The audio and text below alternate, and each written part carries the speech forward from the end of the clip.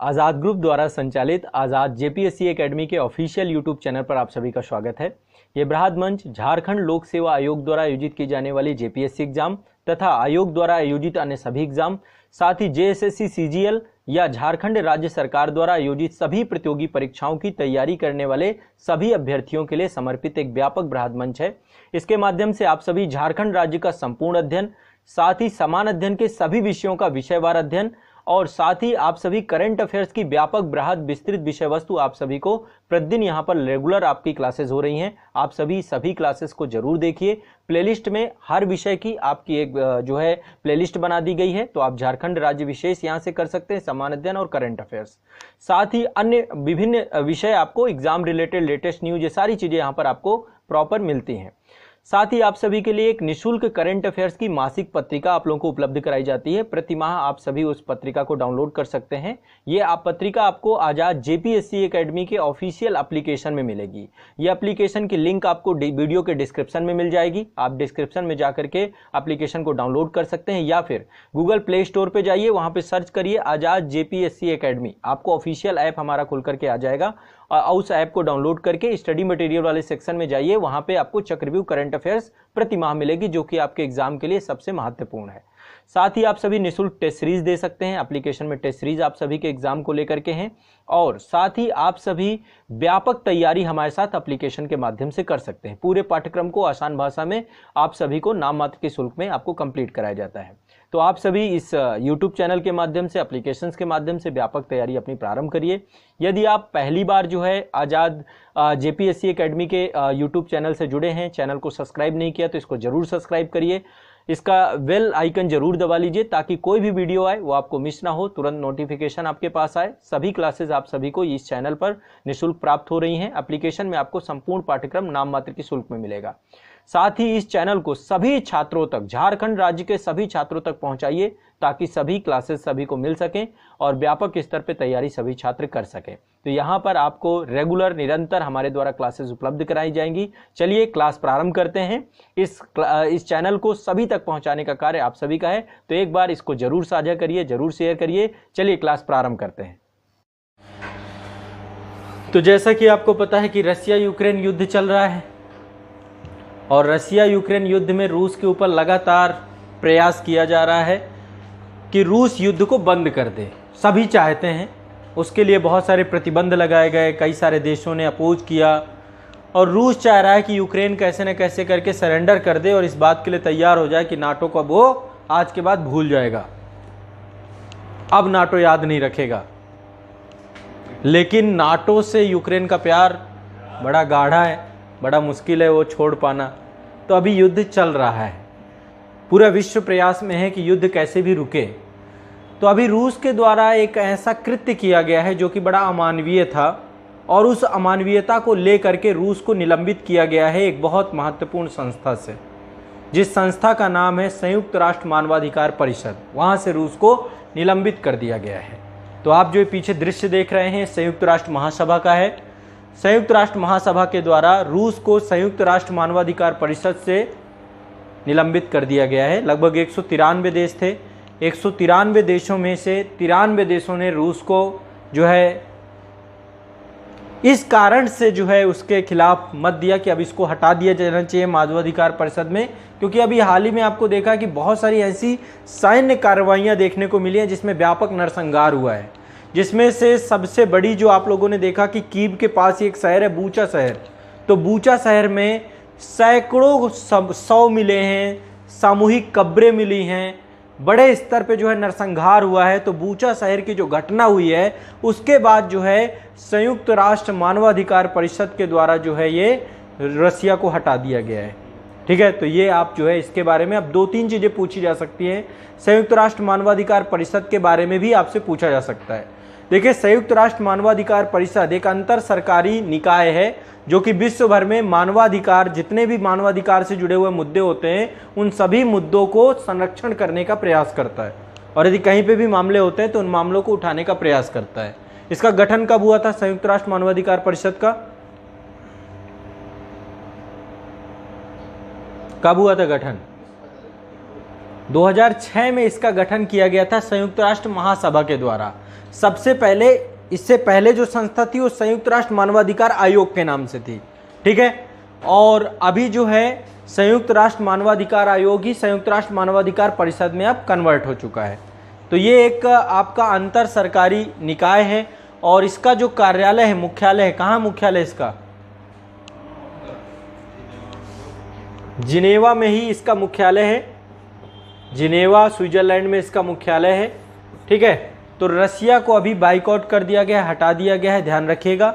और टोटल इसमें 47 सदस्य होते हैं, 47 सदस्यों से मिलकर के संस्था बनती है आपकी, और जो संयुक्त राष्ट्र महासभा के द्वारा चुने जाते हैं, ठीक है। संयुक्त राष्ट्र महासभा जो है 47 सदस्य देशों को जोड़ करके इस बॉडी को बनाती है, इस बॉडी का निर्माण होता है। तो अल्टीमेट इसका गोल क्या है? हाँ बिल्कुल, युद्ध में मानवाधिकारों का बिल्कुल, देखिए युद्ध के नियम होते हैं, युद्ध के नियम होते हैं, और युद्ध का मतलब ये नहीं है कि आप किसी भी हद तक चले जाएंगे। मानवाधिकार, वहाँ पे आम सिविलियंस को मारना युद्ध के लिए अलाउ नहीं होता है। आप सैन्य ठिकानों पे ही आपको वो करना है, सिविलियंस एरिया को आपको वो नहीं करना। लेकिन युद्ध में होता फिर सारी चीज़ें होती हैं होने को, जब एक स्थिति आ जाती है। अमेरिका जैसे देशों ने तो परमाणु बम तक छोड़ा था, है ना। तो मतलब ये प्रयास होता है कि आपको मानवाधिकारों को नहीं कभी भी ताक में रख देना है, ठीक है।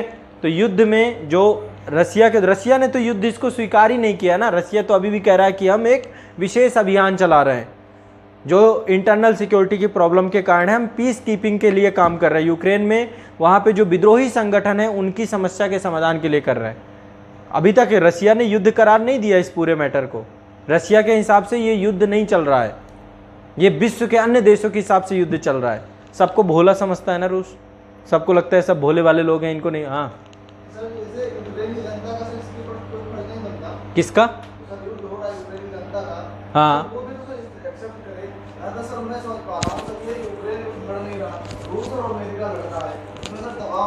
देखो, रूस अमेरिका युद्ध लड़ रहा है, सही कह रहे हैं आप। तबाह इसमें मोहरा बनाया गया यूक्रेन को।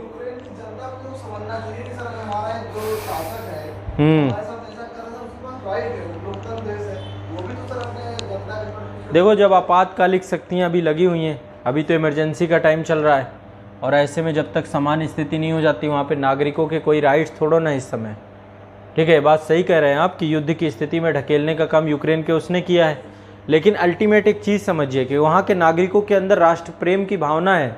जब देश आ जाता है ना, तो सब कुछ फिर एक तरफ हो जाता है सबके। अब देखो, वहाँ के नागरिकों के दिमाग में बात बैठी हुई है कि रसिया ने इन्वेड किया, रसिया ने आक्रमण किया है, रसिया इस युद्ध के लिए जिम्मेदार है, और वो आज से नहीं इस चीज़ को झेल रहे। 2014 में क्रीमिया का मामला था, है ना, जब समझते ना कि देश के साथ ये हो रहा है कि लगातार ही आप दबा रहे हैं, तो उस ऐसी स्थिति में फिर एक एंटी रसिया माहौल बना हुआ है यूक्रेन में, और ऐसे में वो मर जाएंगे लेकिन वो अपने देश का साथ देंगे, ये भी ध्यान रखिएगा।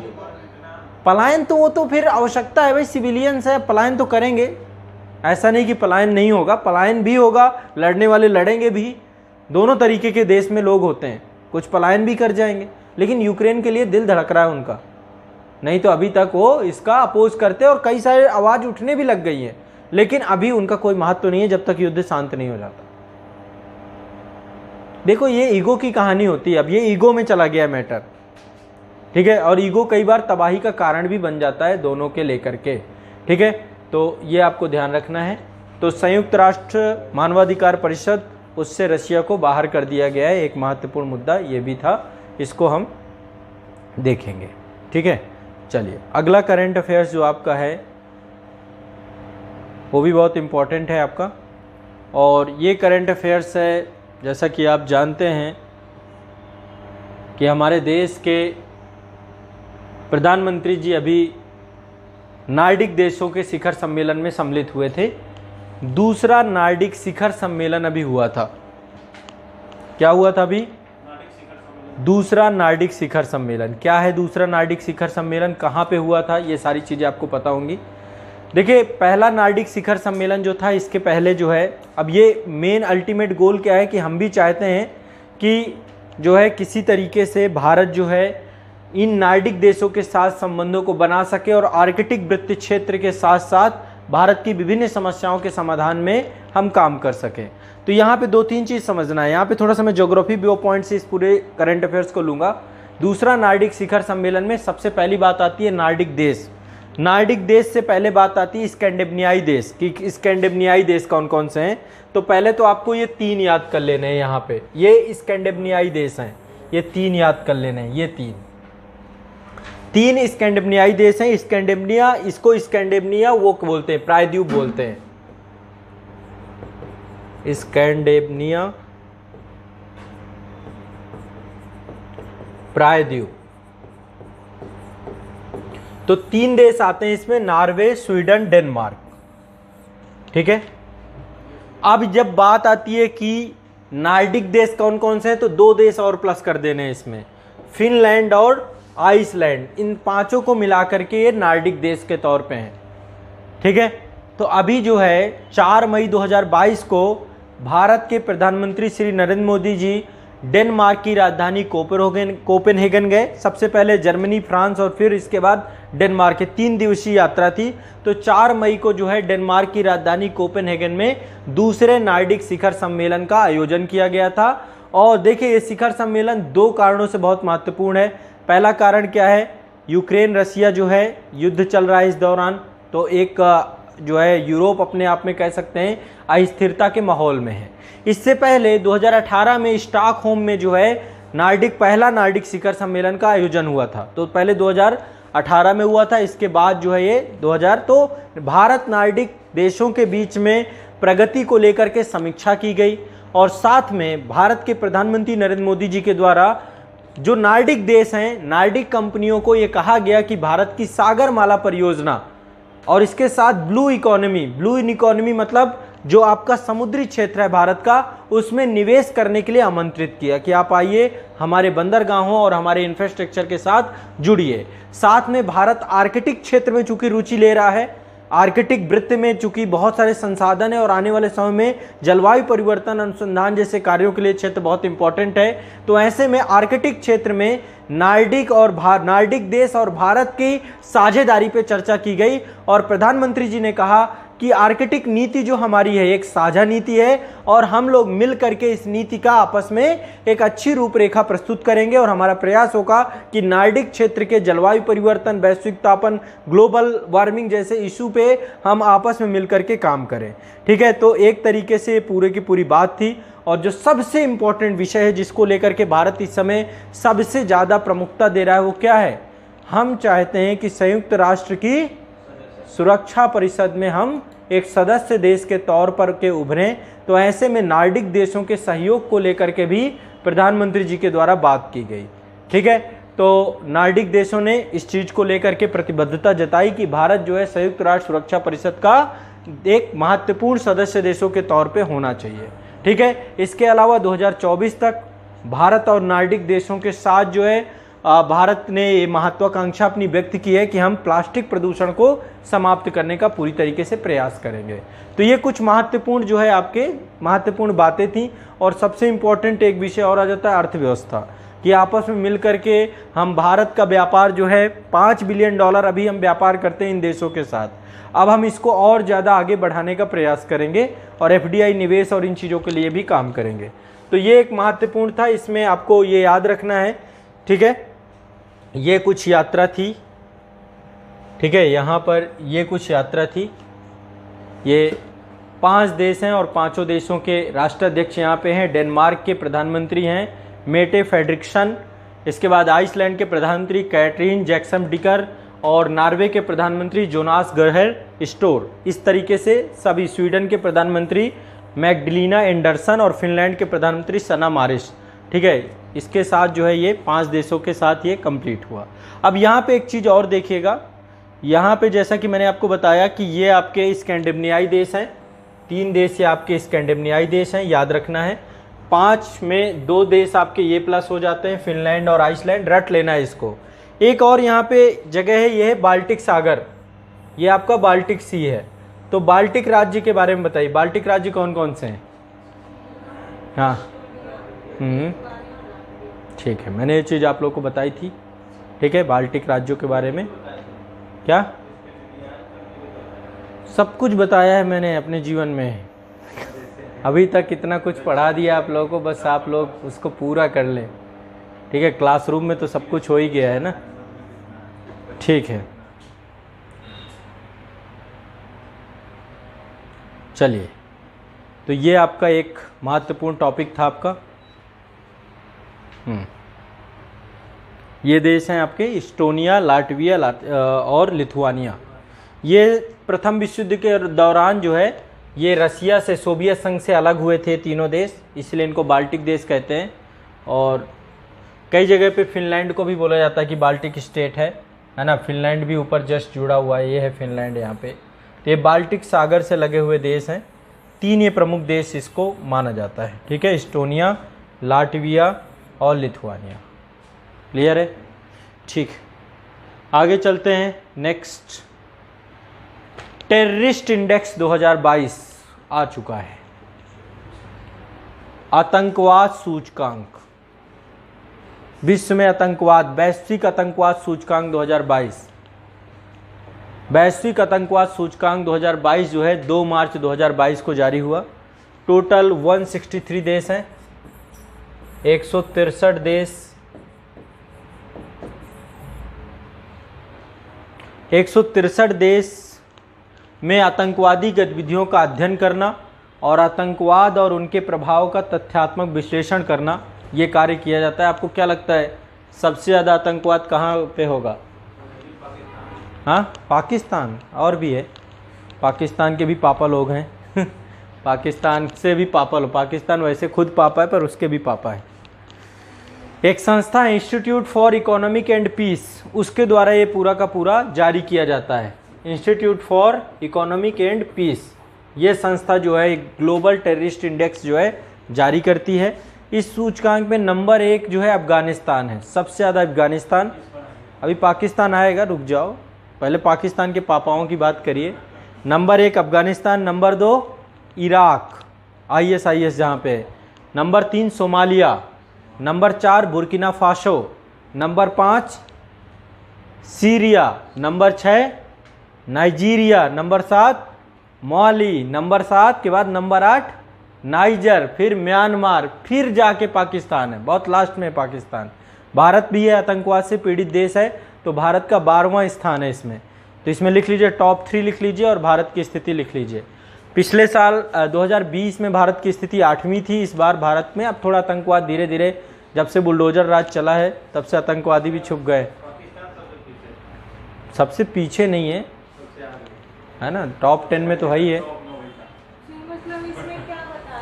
इसमें ये बता रहा है कि पूरे विश्व में आतंकवाद की स्थिति क्या है, आतंकवाद से प्रभावित देश कौन कौन से हैं, तो आतंकवाद की इंटेंसिटी कहाँ पे कितनी है। तो सबसे ज़्यादा आतंकवादी गतिविधियाँ आपकी, तालिबान पूरा का पूरा शासन ही चल रहा है अफगानिस्तान में। हाँ, आतंकवाद से पीड़ित देश हैं ये, प्रभावित देश। प्रभाव कितना है आतंकवाद का इन देशों में, ठीक है। तो नंबर 1 में आपका अफगानिस्तान, नंबर 2 में इराक, नंबर 3 में सोमालिया, नंबर 4 में बुर्किना फासो। कोई देश ये स्वीकारता है कि मैं आतंकवादी देश हूँ? कोई नहीं स्वीकारता है। तो आतंकवाद से प्रभावित देश हैं ये। भारत 12वें नंबर पे है। हाँ, वो सही बात है, आतंकवाद उत्पन्न करते हैं और हम आतंकवाद से पीड़ित हैं। कौन? 12 इसलिए मिला कि हमारे यहाँ भी, हम भी आतंकवाद से पीड़ित हैं, नहीं है पीड़ित। आए दिन जो है जम्मू कश्मीर में दुनिया भर, पाकिस्तान भी पीड़ित है। आपको लग रहा है कि पाकिस्तान ये तो कभी नहीं कहता कि मैं स्टेट स्पॉन्सर्ड आतंकवाद फैलाता हूँ। वहाँ पे आतंकवादी संगठनों के द्वारा वहाँ भी बम विस्फोट करवाए जा रहे हैं। तो आतंकवाद उसने पैदा किया है, वो जनक है आतंकवाद का, लेकिन आतंकवादी उनको भी परेशान कर रहे हैं, नहीं समझे। जैसे कि आपने भस्मासुर की कहानी सुनी है ना, भगवान शिव ने, भोले बाबा हैं, तुरंत इतने भोले हैं कि आप उनसे कुछ बोलिए तुरंत दे देते हैं। हाँ,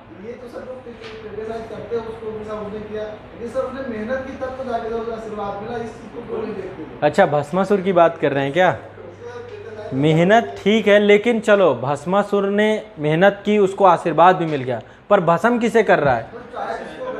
अच्छा, जिन्होंने दिया शक्ति उनको भी कर दे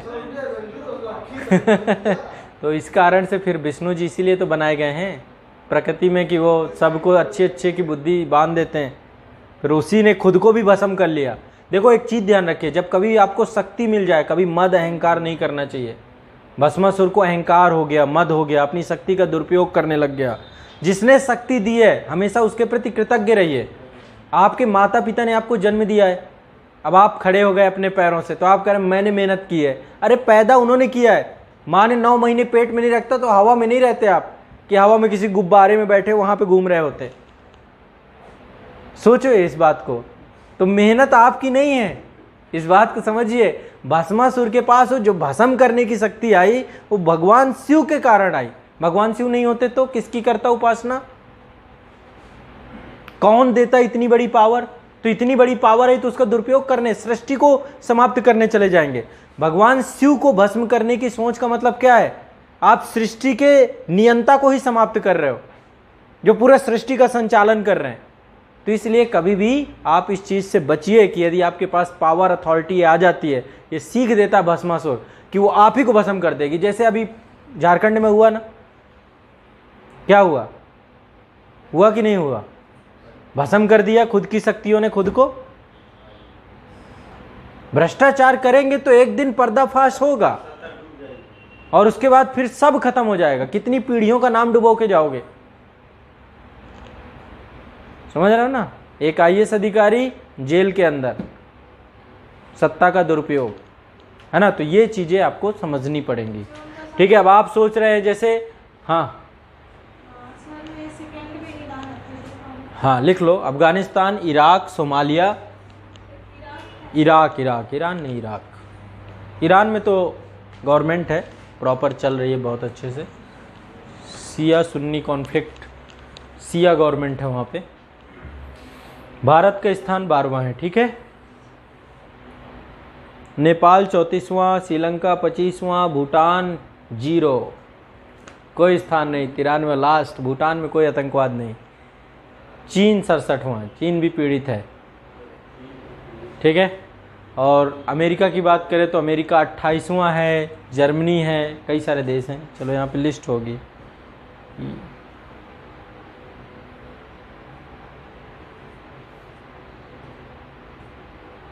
नहीं, ये दूसरा कोई इंडेक्स है। ये कौन सा इंडेक्स है? एक इंडेक्स ये है, किसके पास कितना हथियार है। विश्व में सबसे ज्यादा हथियार, ग्लोबल फायर पावर इंडेक्स 2022, लिख लो। रूस के पास सबसे ज्यादा नहीं है, रूस दूसरे नंबर पे है। डाल लो global fire power index, global fire power index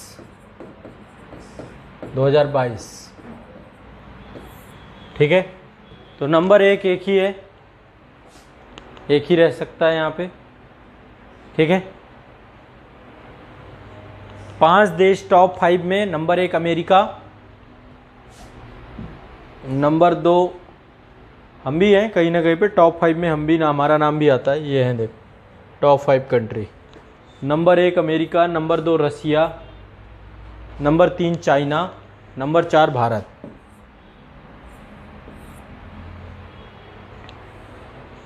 number 5 में जापान।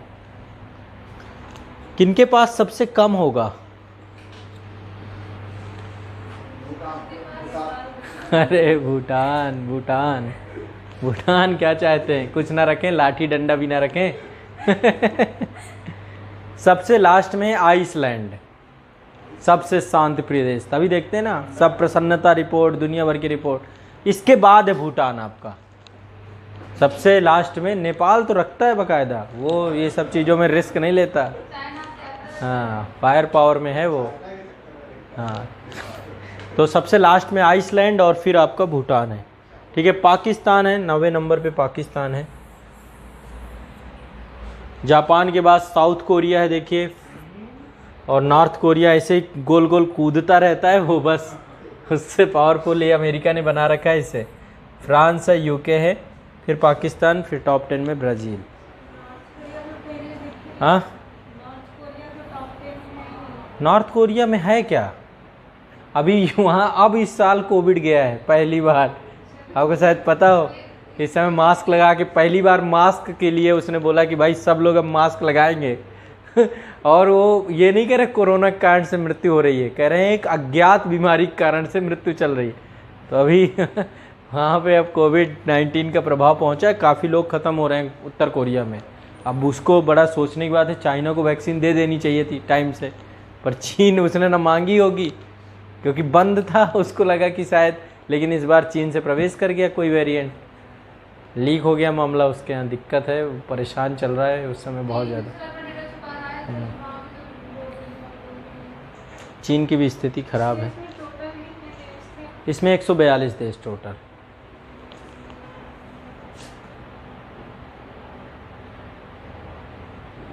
ठीक है, नेक्स्ट ये है फायर इंडेक्स। ठीक है, ये नेपाल देखो 119वां स्थान है नेपाल का, भूटान 141वां, 142वें में आपका आइसलैंड है। नेक्स्ट है आपका बौद्धिक संपदा इंटेलेक्चुअल प्रॉपर्टी राइट इंडेक्स आ गया 2022 का, अंतर्राष्ट्रीय बौद्धिक संपदा सूचकांक 2022। ये आपका निकालता कौन है? यूएस चैम्बर ऑफ कॉमर्स के द्वारा प्रकाशित किया जाता है। यूएस चैम्बर ऑफ कॉमर्स, इसका एक सेंटर है जिसका नाम है ग्लोबल इनोवेशन पॉलिसी सेंटर, उसके द्वारा ये निकाला जाता है। ये 23 फरवरी 2022 को जारी किया गया। टोटल 55 देश थे, इसमें केवल 55 देश थे इस सूचकांक में, और भारत की स्थिति 43वीं है, 43। 2020 में हमारी स्थिति अच्छी थी, 2021 में, पिछले साल हम 40वें स्थान पे थे, इस बार 43वें में चले गए। ठीक है, 55 देशों में। तो इंटेलेक्चुअल प्रॉपर्टी राइट का वैसे भी आपको पता अपने देश में बट्टा लगा हुआ है।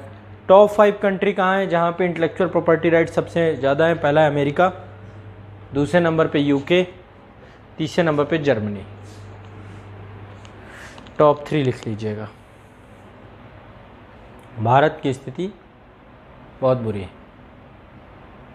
43वीं। हमारे यहाँ तुरंत जो है पायरेट हो जाती हैं चीज़ें, है ना। अभी आई फिर पता चला डुप्लीकेट घूम रही है, हर चीज़ में पायरेसी है। तो इंटेलेक्चुअल प्रॉपर्टी राइट है ही नहीं अपने देश में। ये क्या हुआ? ये इमेज आगे की इसमें आ नहीं रही।